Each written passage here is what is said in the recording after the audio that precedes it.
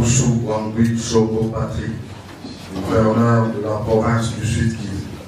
Je jure fidélité et loyauté à la République démocratique du Congo. Je m'engage à respecter les lois de la République et à ne me laisser guider que par l'intérêt général du peuple tel que défendu par l'Alliance Fleuve Congo AFC M23 jusqu'au sacrifice suprême.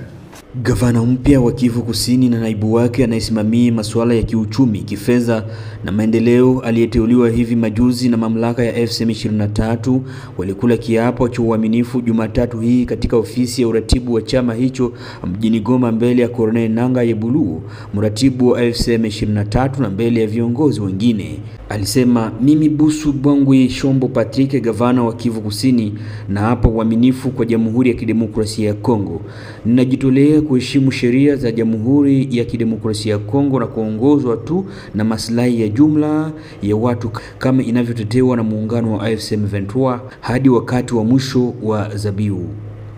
Corneille Nangaa alisema kwa niaba ya baraza la Alliance Fleuve Congo, ninatambua kuapishwa kwako kama gavana wa jimbo la Kivu Kusini. Ninakupa pongezi za dhati. Ilisoma taarifa ya kiapo mratibu wa AFC M23 Corneille Nangaa Yebulu. Kumbuka, Mugisha, makamu wake gavana anayeshughulikia masuala ya uchumi, fedha na maendeleo, naye alikula kiapo kwa njia ya video akitumia kiapo sawa cha mtangulizi wake.